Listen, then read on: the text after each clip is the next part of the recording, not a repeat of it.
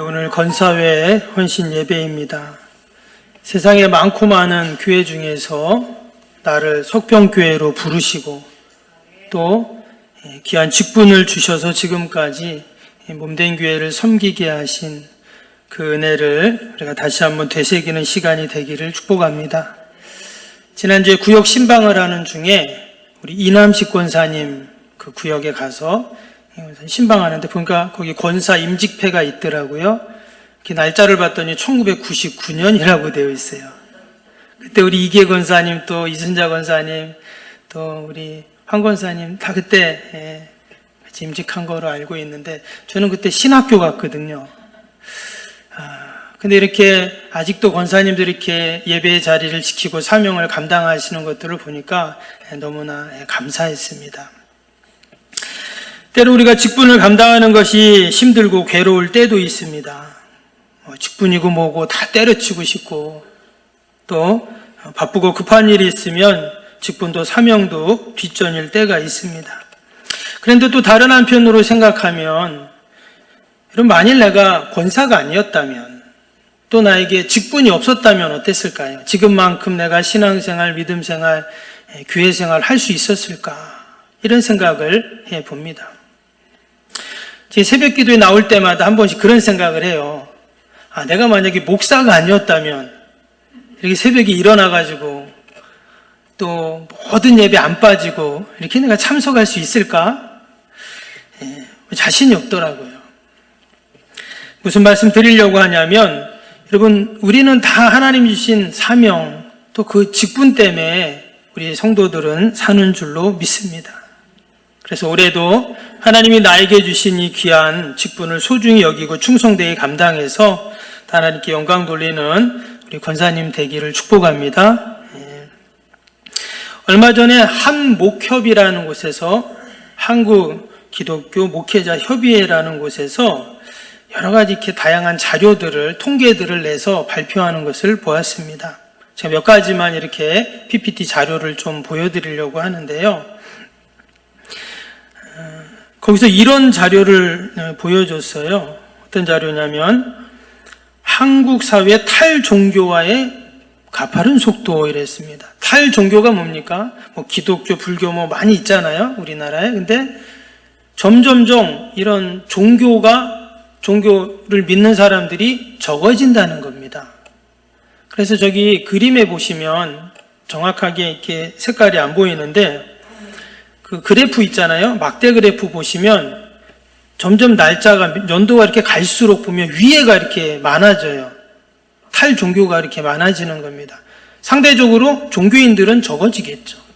그 위에 이렇게 또 올라가는 이 화살표는 뭐냐면 연령별로 이 탈종교화가 차이가 난다는 거예요. 그러니까 젊은 사람들은 종교를 안 갖는 거예요. 그리고 60대 이상은 50% 이상 이렇게 그래프가 지금 나오고 있습니다. 다음 사진도 한번 보시면 지난 10년 동안 개신교 인구 감소 그리고 가나안 성도 증가 그랬는데 여러분 가나안 성도 아시죠? 가나안 성도 모르세요? 몇 번 말씀드렸는데 내가 예수님은 믿지만 가나안 거꾸로 하면 뭐예요? 안 나가. 교회 안 나가는 성도라는 거예요. 근데 여기도 보면 어때요?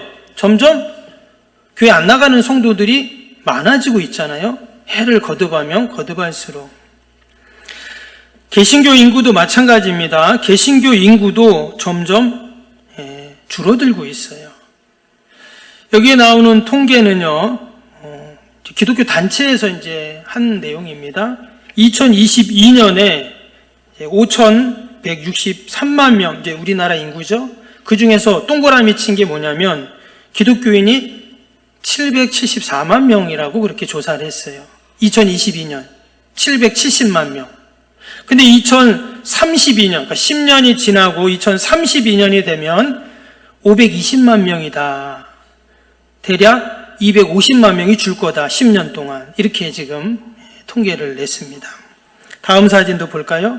그럼 누가 이렇게 주로 교회에서 이탈이 되는가? 여기 봤더니 젊은 사람들, 20대, 30대가 주를 이룹니다. 그러니까 젊은 사람들이 연령층들이 더 교회에서 빠져나갈 거다 이러는 말이에요. 하나만 더 보겠습니다. 급속한 고령화 이렇게 되어 있어요. 그러니까 교회가 점점 어때요? 젊은 사람들은 없고 젊은 사람들이 빠져나가니까 연세 드신 분들만 많아진다는 거예요. 그래서 지금은 2023년도는 20세에서 60세까지가 67%라고 되어 있어요.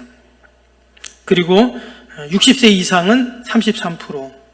당연히 많겠죠. 여러분 20세부터 60세까지니까 30, 40, 50, 60 많잖아요.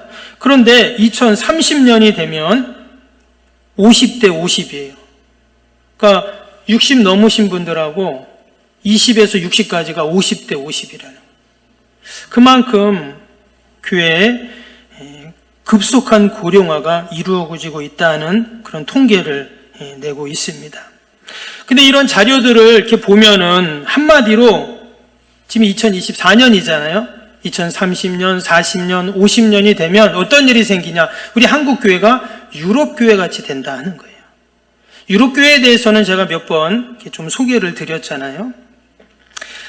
그 아시아 미래 연구소장인 최윤식 목사님이 현대종교라는 책에 기고한 그 내용이 있는데 거기에 그분이 글을 쓰면서 제목을 어떻게 달았냐면 2070년이 되면 70년이면 지금부터 50년 후예요. 2070년이 되면 한국 사회는 무신론과 이단의 나라가 된다 이랬어요. 참 충격적인 그러한 제목이고 글인데요. 여러분 지금부터 138년 전에 저 인천의 제물포항에 선교사들이 들어왔죠. 장로교, 감리교 선교사. 그래서 언더우드, 아펜셀러 선교사가 들어와서 복음을 전했습니다. 급속도로 이 한국 사회에 복음이 전파되고 뭐 아시는가 모르겠는데 세계 1위에서 50위까지 그 대형 교회들을 쭉 순서를 놨는데 그 중에 한국 교회가 23개가 들어갑니다. 그 거의 절반이 그러니까 세계에서 가장 큰 교회, 장로교에서 제일 큰 교회, 감리교에서 제일 큰 교회, 오순절교에서 제일 큰 교회, 침례교에서 제일 큰 교회가 다 우리나라에 있어요. 그래서 우리 대한민국은 기독교 역사 가운데 이렇게 급속도로 성장한 나라는 없죠.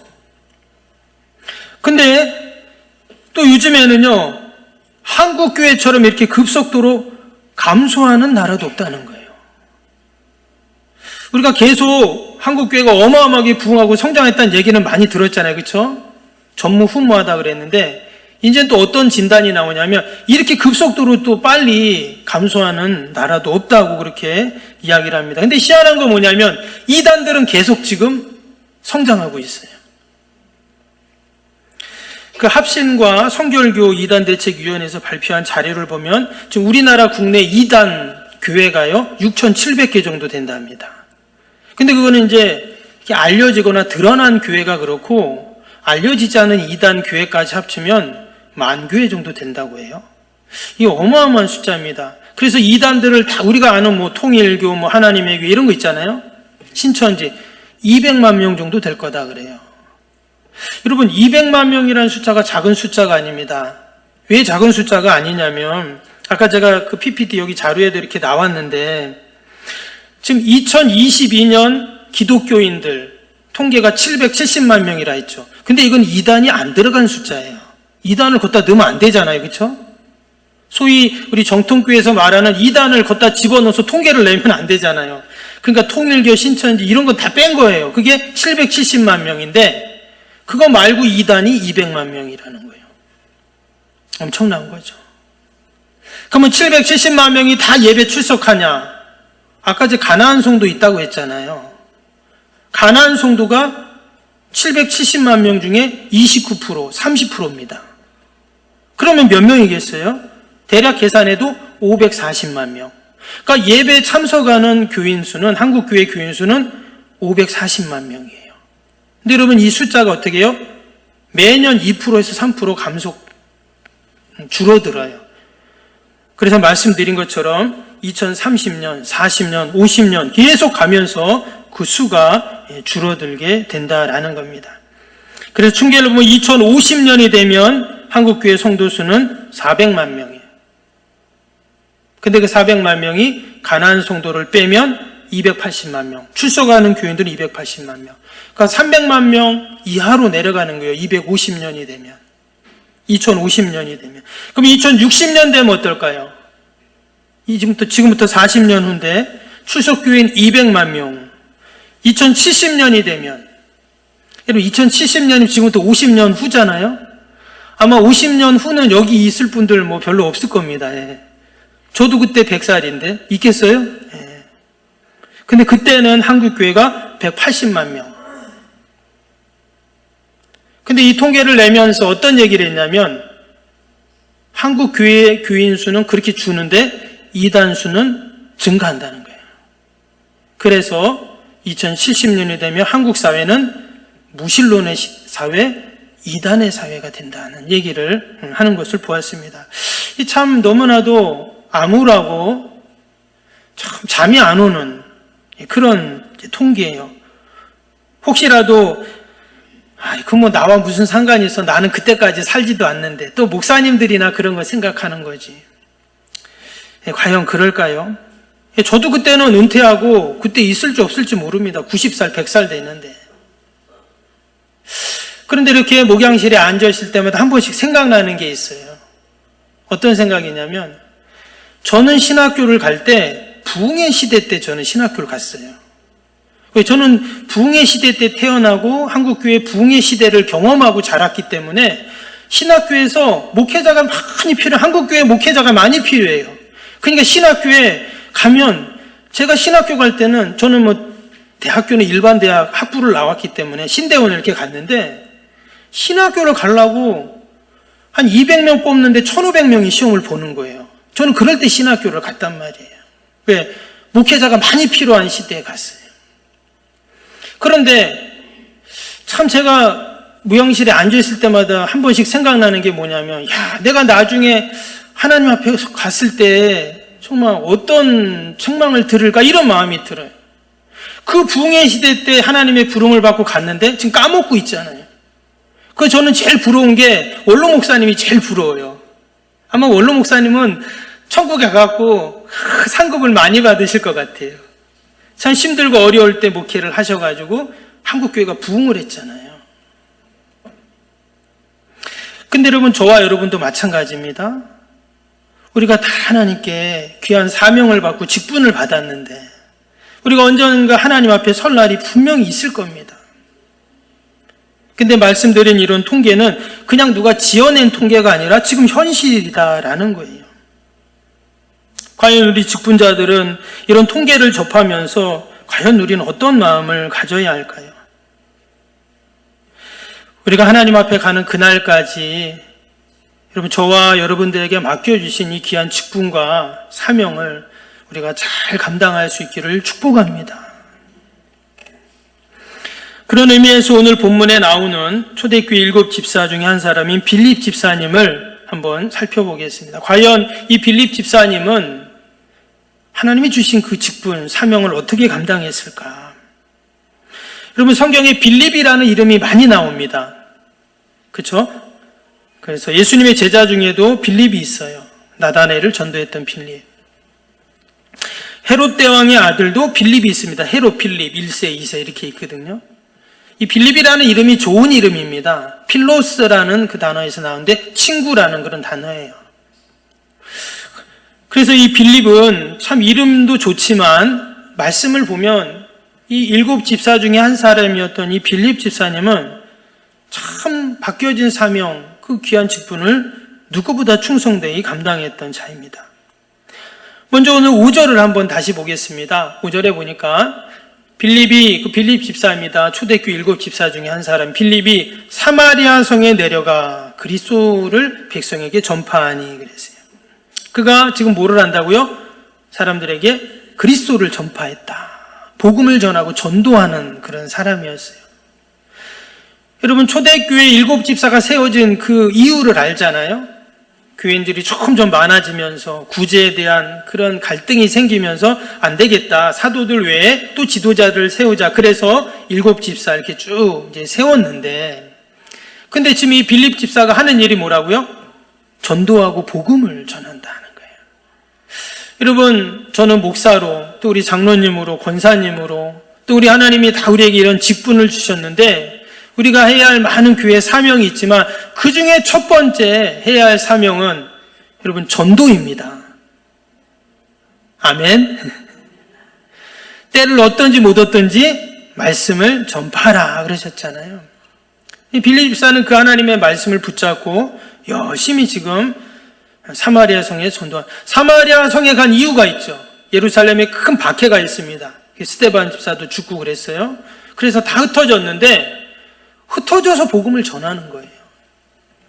이어지는 6절 7절도 한번 보겠습니다. 6절 7절에 무리가 빌립의 말을 듣고 행하는 표적도 보고 한 마음으로 그가 하는 말을 따르더라. 많은 사람에게 붙었던 더러운 귀신들이 크게 소리 지르며 나가고 또 많은 중풍병자와 못 걷는 사람이 나으니.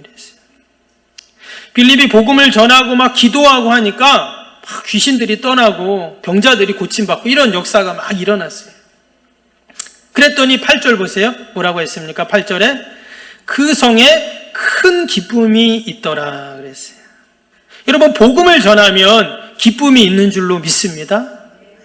우리의 가정에 복음을 전하고 또 직장에서 복음을 전하고 또 내가 처한 곳에서 복음을 전할 때 하나님은 기쁨을 주세요. 아멘. 예. 경험하셨어요, 권사님.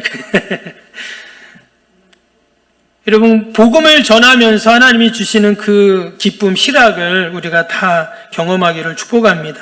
예. 뭐 표적도 일어나고 또 치유의 역사도 일어나서 기쁘지만 복음을 전했기 때문에 이러한 역사들이 지금 다 일어난 것입니다. 근데 이 일을 누가 했냐? 지금 예수님의 제자들 12사도가 한 게 아니었어요. 또 예루살렘에는 기라성 같은 종교 지도자들이 있었죠. 성전에는 제사장들이 있었습니다. 율법을 달달 외우는 율법학자들도 있고 했죠. 근데 그들을 통해서 일어난 게 아니라 누구요? 평신도 지도자, 이 빌립 집사를 통해서 이루어졌다는 거예요.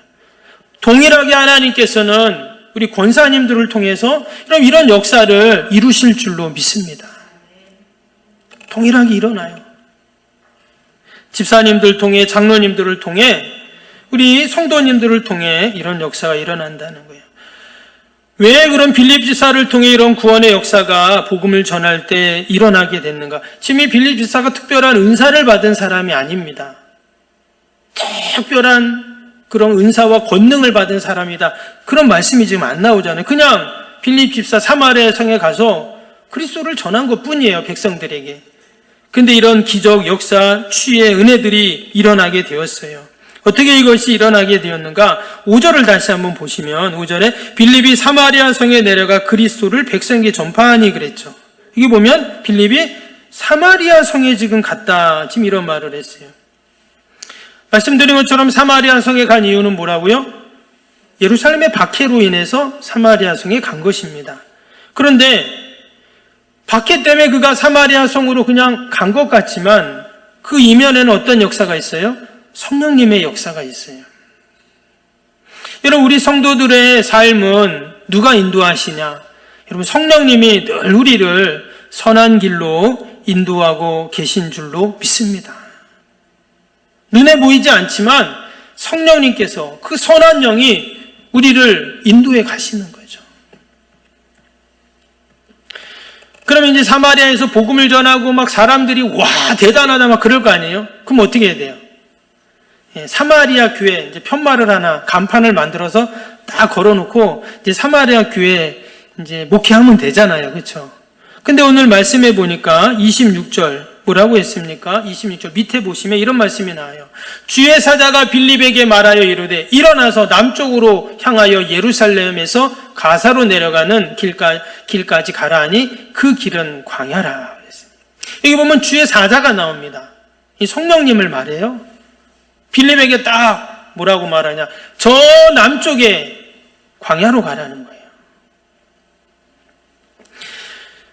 그래서 거기서 누구를 만나냐? 밑에 보면 에듀피아 네시를 만나죠. 그래서 그에게 또 복음을 전하는 내용이 나옵니다. 29절 보세요. 29절에 성령이 29절인데요. 성령이 빌립도로 이르되 이 수레로 가까이 나아가라 그랬어요.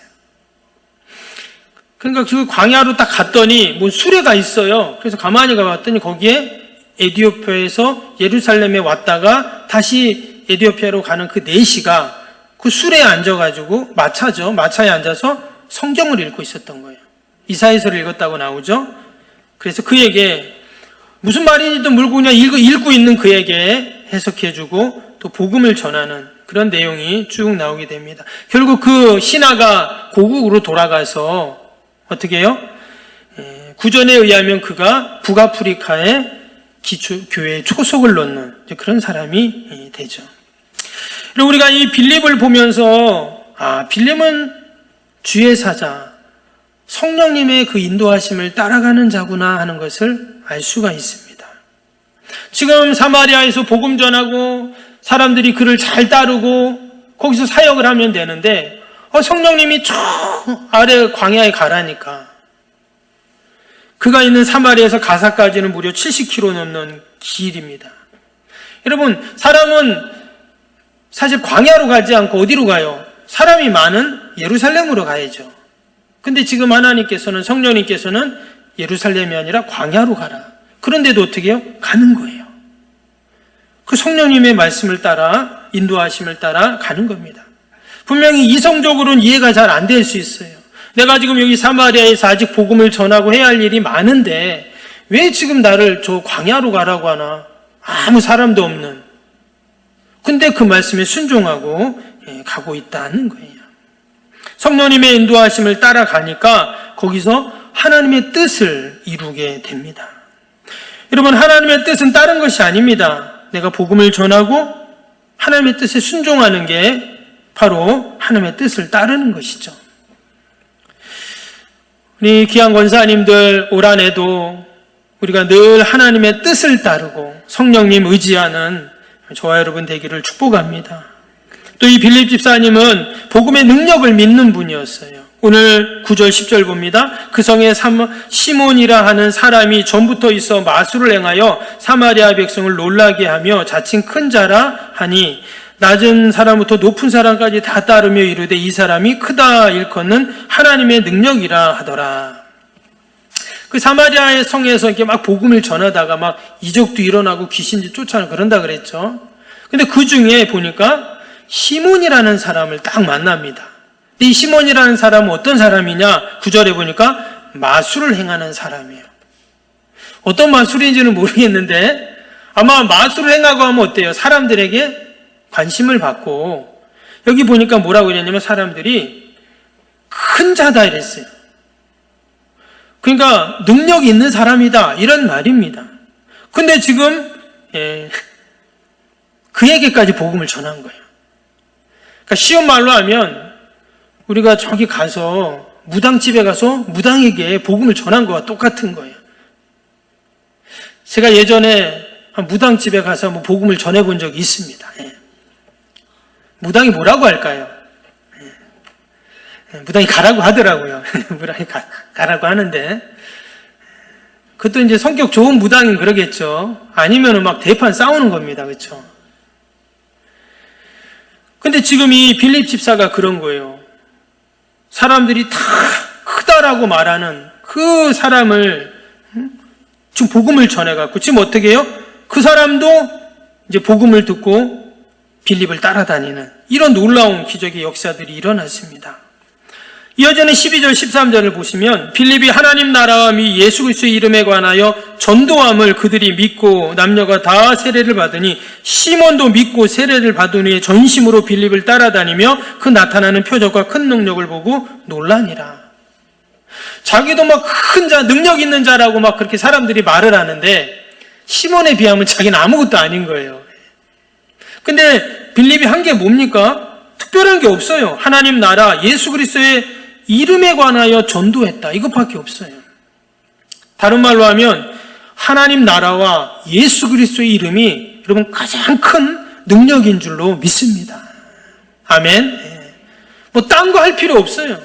하나님 나라 예수 그리스도의 이름을 우리가 선포하는 거예요. 힘들고 어렵고 그 상황 속에서 내가 예수의 이름 부르면서 이런 말씀 붙잡고 나아가면 우리에게도 이러한 놀라운 복음의 능력, 역사가 분명히 일어날 줄로 믿습니다. 지금 사람들이 다 두려워하고 큰 자라고 말하는 마술사 시몬도 그 예수의 이름 앞에는 머리를 숙이죠. 이것이 바로 복음의 능력입니다. 여러분, 우리가 지금 가지고 있는 이 복음, 내가 들은 복음, 내가 간직한 복음은 결코 시시한 것이 아니에요. 나에게 하나님이 직분을 주셨잖아요. 이 직분이 시시한 직분이 아니에요. 세상에 사장님도 있고 회장님도 있고 이사님도 있고 그런 직분이 있잖아요. 그렇죠? 아마 그 직분은 그 조직에서 어느 정도 그 능력을 발휘할 수 있을 것입니다. 그런데 여러분, 하나님이 우리 성도들에게 주신 이 귀한 직분은, 우리 권사님들에게 주신 이 직분은 하늘과 땅을 풀고 열 수 있는, 여러분, 그러한 놀라운 권세가 있는 직분인 줄로 믿습니다. 우리가 그러한 소중함을 여기고, 소중히 여기고, 직분을 소중히 여기고, 우리가 하나님 앞에 가는 그날까지 여러분 귀한 사명 감당하는 저와 여러분 되기를 축복합니다. 마지막으로 이 빌립 집사는요, 대를 이어서 그 복음을 전수하고 하나님의 유업을 이어가는 자입니다. 오늘 여기에는 나오지 않지만 이제 뒷부분에 보면, 사도행전 21장에 보면 어떤 내용이 나오냐면, 바울이 이제 복음을 막 전해 1차, 2차, 3차 복음 전도하죠. 그리고 나중에 예루살렘에 와서 그동안 자기가 10여 년 동안 다니면서 복음을 전한 것을 보고를 합니다. 그렇죠? 예루살렘 회의에서. 근데 그가 그 예루살렘에 와서 그 복음을 전할 때 그가 돌아오는 길에 어디에 들리냐면 가이사라는 곳에 들려요. 근데 거기서 누굴 만나냐? 이 빌립 지사를 만나는 거예요.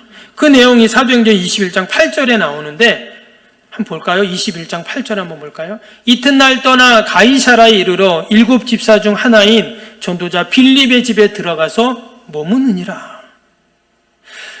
그냥 잊혀진 줄 알았는데 사마리아 성에서 복음 전하다가 광야 가서 에티오피아 내시에게 복음 전하고 그렇게 해서 그냥 성경에서는 안 나오는 줄 알았는데 한참 가서 21장에 이 빌립 지사가 나오는 거예요. 근데 뭐라고 말했다고요? 전도자 빌립이라고 말을 했어요. 그가 가이사라는 지역에서 살면서 여전히 전도를 하고 있었던 거예요. 근데 바울의 소식을 듣죠? 그리고는 바울을 맞이해서 자기네 집에서 며칠 동안 유하면서 그를 섬겨주고 또 격려해주고 함께 기도하고 하는 그러한 일을 이 빌립 집사가 했다는 거예요. 여기서 끝나지 않고 또 이어지는 말씀에 보면 그 빌립 집사에게 딸이 4명이 있습니다. 근데 그 딸 4명이 있는데 뭐라고 말했냐면 처녀로서 예언하는 자들이다 이런 말을 했어요.